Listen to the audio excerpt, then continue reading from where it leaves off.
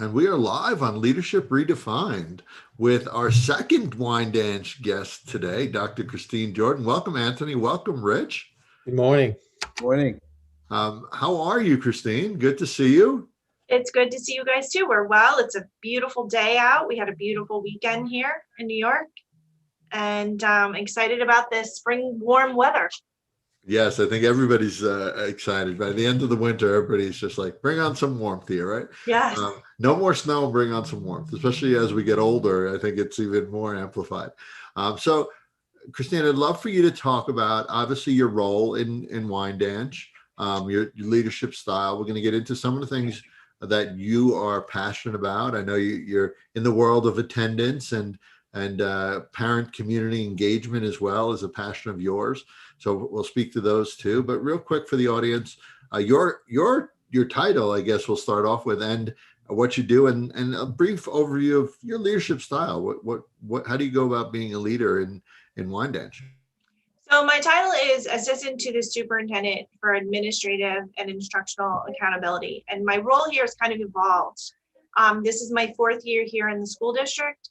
And I started out as Director of Math and Science, but as the school district has changed, my role in the district has changed. And I came from a very large high school in New York City where I was a data specialist and, assistant principal for organization. So I have a strong organizational and data background, but I was also a teacher for a long time as well. So my role straddles both instruction and accountability and organization. So currently, I work with BOCES on our transportation department. I assist with technology issues, definitely behind the, supporting behind the scenes on the one-to-one Chromebook initiative that was kind of super accelerated due to the pandemic. And then, when students ask what I do, I just say I solve problems. So it's really finding those gaps and filling them, and making sure that the teachers have what they need, the other administrators have what they need, and most importantly, the students and the families have what they need. And if it's not being met through instruction or HR or business, kind of leaves room for me to squeeze in there and solve it. And I love that you just didn't. Oh, by the way, you're responsible for technology too, and that's been kind of important through this pandemic. Most people have positions dedicated to that. And grants. I forgot about grants. Oh, grants as well. grants as well. Just because they all, it's just juggling balls in the air and finding a lot of times they overlap. We use our grants to support technology. Until one really can't happen without the other. So, Christine, you mentioned, I'll start off with the parent and community engagement, then obviously Anthony and Rich chime in as well. I know you're pretty passionate about that, and that is related to attendance as well, right? So if you could just speak to your leadership style, but also as it relates to the engagement piece with parents and community, that would be wonderful. So I don't know, and I'm kind of embarrassed to say this, and I'm sure that my professors from my doctoral and leadership programs would be embarrassed, that I don't really know my leadership style, but I will say it's modeling, right? And so when you're a classroom teacher and you want your students to solve a problem a certain way and show them the importance of critical thinking, you have to model that. That's not something that most people have inherently. And then when I became an assistant principal, I modeled the relationships with the teachers that I expected the teachers to have with their students. And, we lead by example. And that's really what my leadership style and philosophy is we have to model the expectations that we have.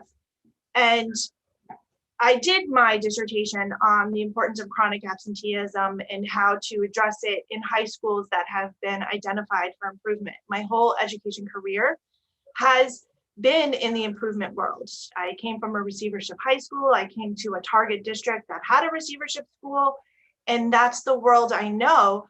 And what the data shows is one of the biggest levers for improving schools is family engagement. And it goes back to that modeling, right? So if we know better, we do better.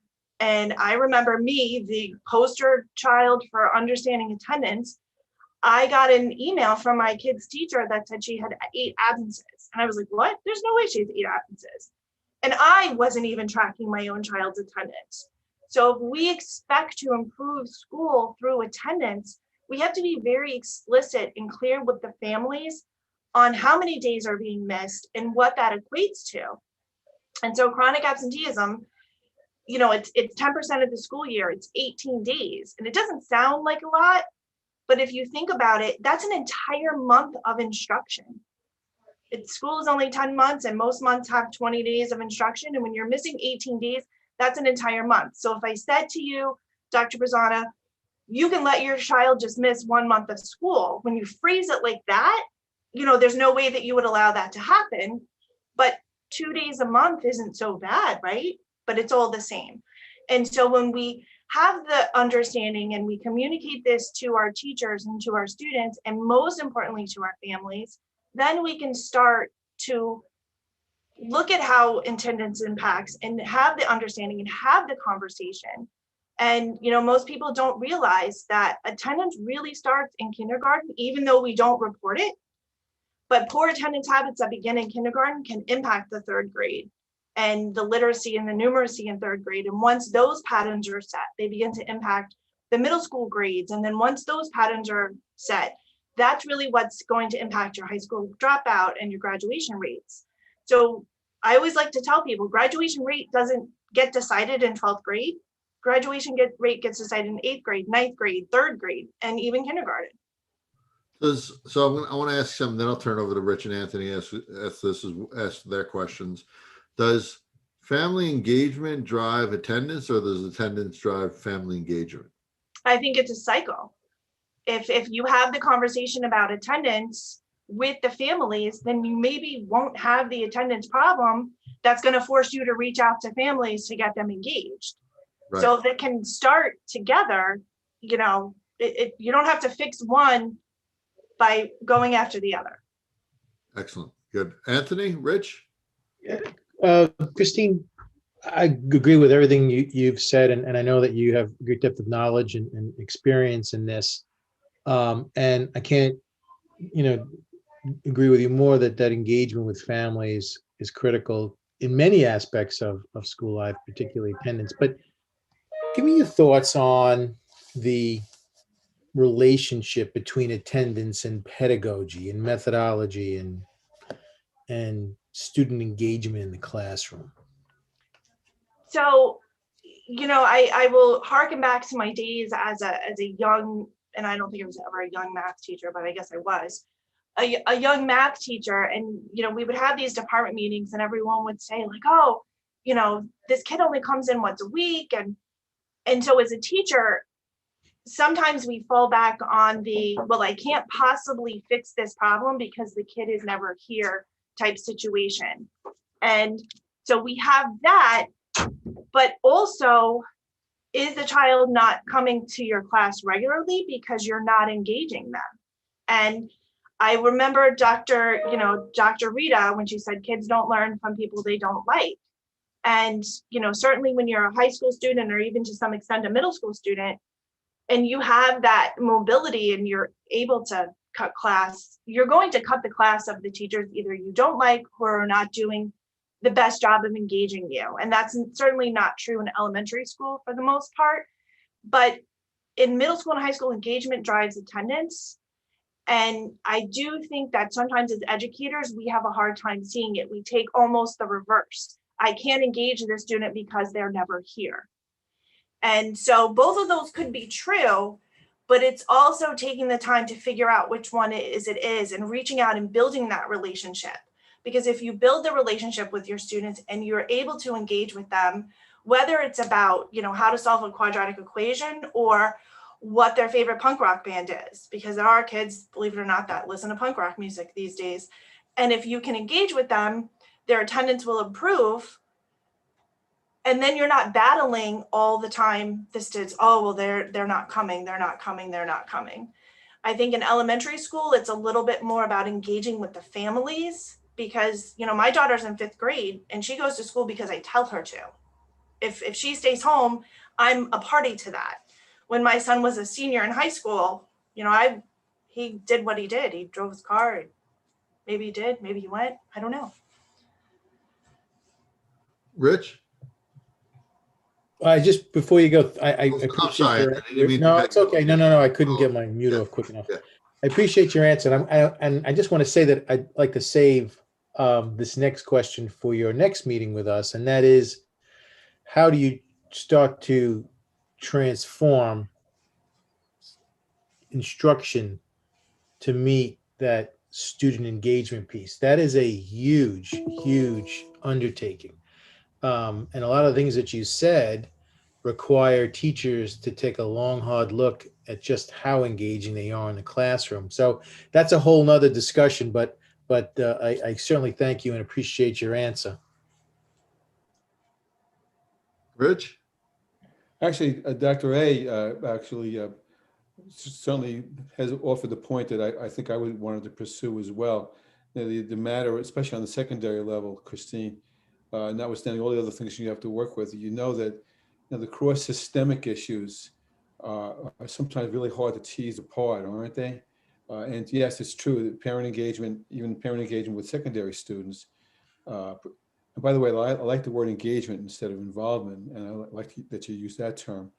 Parent engagement on secondary level, I guess what we need to do is somehow, and I'm not sure how you would do this, or if you even tried to do it yet, over in Wyandanch, is to try to find out which does come first, the chicken or the egg, whether it's a matter of what the instructional levels are and the extent to which they've entice students to want to come to school versus the engagement piece. And then the piece we left out, and I know that's an issue in a lot of schools, I think in your school district as well, is the pandemic has forced some students to have to go to work. Mm-hmm. And that's another cross systemic issue that's really out of a district's control, isn't it? It really is. And, sometimes we'll hear about even corporations, like corporate that are employing students that really should be in school during the school day. And I know sometimes I've gone to the local Target and I've seen our students working there. And, I know they're probably working more hours than is legally allowed, or they're working during hours that they shouldn't be. And that's really where, and I'll say it again, engagement comes in, because it's not just parent engagement, it's also community engagement. And it's making sure, in my research, I've come across school districts that work very closely with their community and say, Al, you might own the local deli and you might employ several of our students, but it's really important that you understand as a business owner that employing students during the school day has a long-term negative effect on your business, because if they're not graduating high school, it's going to have an impact on the community's economics and civics for a long term. And so it's all of our responsibility to make sure that these students are in school and they're able to graduate on time, because we all know that high school graduates, earn more money, live longer. College graduates earn even more money than that. So as a local business owner, it behooves you to support the school district in getting more students to graduate. I don't think, we've reached that level of engagement here yet, because we have a lot more work to do with families before we start bridging that business gap. But I think that level of engagement is sometimes missed across the country. It's just engaging with community businesses and corporations that are employing these students, because school has to come first. It's a short-term solution to a long-term problem. And we have 40% of our graduating class 2 years ago was immigrants. And when they come to the United States, many of them are working to support their families, because that's what they were doing before they came here, because they're beyond compulsory age in their home countries. And so a lot of times that is their priority. And I understand that, but it's a short-term fix. And so we can engage with the families and, help them see that these are some programs like the Department of Labor employee program. We have a huge Department of Labor component here where we're able to provide some of our students with jobs that fit around their school day and they can remain in school. One thing I do think that the remote instruction has provided students with a little more leeway, and we've seen students turn in work at 11 o'clock at night. after they got home, and having the availability to, I missed my class, but I'm still able to do the work, has helped a little. But in New York State, this isn't a long-term solution. I think there are 17 states that provide almost a virtual high school, and we're not one of them.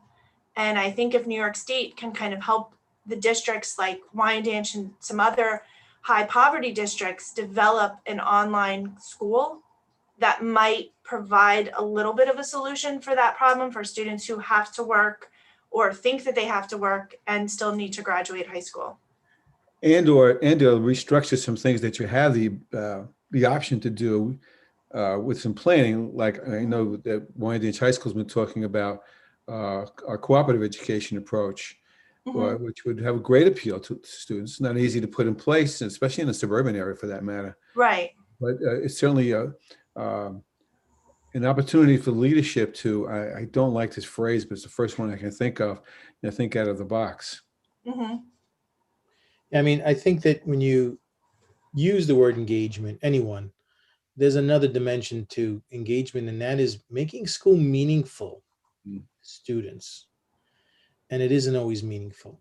And that's another huge challenge. And I don't necessarily say I have all the answers because I don't, but school itself, structurally, what we focus on, what we value, needs to be rethought too, because it really isn't that meaningful to students.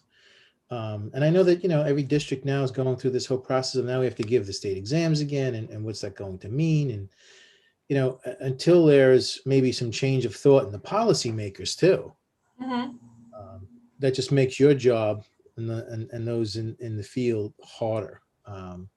But there's as Rich was pointing out before, the dimensions to this issue. I mean, attendance is just a huge issue with many, it's dynamic with many things coming, and trying to engage all those different root causes. That's a huge challenge. Christine, just as we wrap up here, I just want to throw out one more question, because attendance, to me, as a parent, as a former administrator, teacher, to me, the attendance piece can quickly take on this negative connotation, right? Like, oh, here we go again with the attendance thing, Is it more important to focus on, hey, your student's been out 10 days, or more important to focus on the root causes of what's driving the attendance in your view? And what do you focus on more in your mind, in your role? I'm curious with that too, because it could, and you may not agree with that. In my mind, it can get to that negative space very quickly because a lot of times, I'll use myself as an example. I have a chronically ill child. I had to fight with the district to make sure that he was taken care of because he was out so much because of this chronic illness. So very quickly, it spun into the negative for my son, from me, my wife. So is there, and those circumstances vary, right? It could be work, it could be health, it could be just they don't feel like going, it could be. So what is the best way to focus on it if you do or do not agree that it could be go into that negative space really quickly? So I think that's what you shared is one of the real crux issues around it, is that when a school district reaches out to the families, the conversation is, your child has missed 10 days of school. And Right. then period. It really needs to be a comma. Your child has missed 10 days of school. We really need to, work with you to figure out, is this something that you need our support with, or, is there an extenuating circumstance? Because sometimes it's food insecurity, it's housing instability, it's all of those things that it has to be a conversation. And I feel like I'm over saying the word engagement. For your child, it's a different issue. For, Dr. Annunziato's child, it could be that he just doesn't feel that school is the right place for him. So if I were to say to both of you, your child has missed 10 days of school, period, for you, it becomes a very negative connotation right away. Like, don't they even know that, my child has this chronic illness and we have these doctor's appointments and we have all these things going on. And then for Dr. Annunziato, it can be like, I've got my hands full. The kid doesn't want to go to school. I don't know what you want me to do, period. And that becomes the conversation. Whereas if you can leave it open-ended, or if you can put that comma at the end and let's have the conversation, and then, Annunziato turns around and said, I'm just not able to engage with him. Oh, let's bring him in. Maybe if we can get him to talk to the male school psychologist, or, we can get the social worker involved, or is there a teacher in the building that he does have a connection with that we can build on? It becomes a conversation instead of a one-sided, your kid is not coming to school. What are you, parent, doing wrong? Because your kid, parent, whatever, is in the wrong here. And the real crux of it is chronic absenteeism is a huge indicator that there's an issue with your school climate. And that's the bottom line, is it's a climate issue. And that's why it falls under that ESSA indicator. I'd also say it's a culture issue. Yeah, and culture. I was trying to think of the other C word, but I'm very nervous and I couldn't. No, that's okay. No, You're doing amazing. But that's really what it is it's a warning sign to the school and the district that, hey, something's failing, and we all have to work together to fix it. And it's not always the parents' fault or the kids' fault. Sometimes it's our fault. And are we making school engaging? Are we inviting? Are we working with our students? And, I'll tell you, Dr. Annunziato, that was my policy recommendation, is that there really needs to be more flexibility in New York State Education Department and how we engage with older children. Can we have this online learning that's state supported? And I don't think there's enough at all, actually, in New York. So I think it just all follows each other. When you have the conversation with families, it has to be a conversation, not, I could just put a piece of postcard out and said, your kid's been absent 10 days, and really nothing is going to change. Right. Well said. So we are close to time. I'll say my thanks and gratitude for you being here. You were wonderful, Dr. Jordan. I'll let Anthony and Rich say something quickly and let you close it out, Christine. Thank you very much, Christine. So much food for thought. And your last statement was so poignant and so true. Again, somewhere along the line, policymakers need to rethink what schools are and what they should be. So keep up the good work. Rich? Yeah, that was like almost like an epiphany for all of us when you said that before.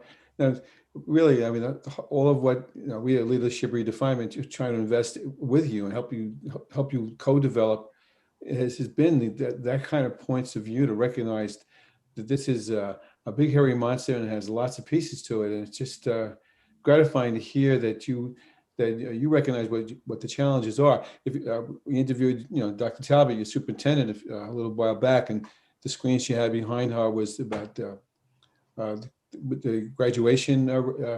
Destination graduation. Yeah. Destination graduation. Well, the destination graduation is highly dependent on all of the facets that the issue is that we've examined with you and your leadership today. So keep on it. I know you're not taking your teeth out of the leg of it, so I'm just going to tell you to keep doing it. Thank you very much. And Christine, final thoughts from you? And I just think it's an evolving thing, and when we, as school districts and schools and educators, talk about engagement, it doesn't mean the number of people in your PTA, and that's really not what engagement is. Engagement is reciprocal, and it's about a myriad of things, and it can solve a myriad of problems. And even if it can't solve them, it can help you ameliorate them.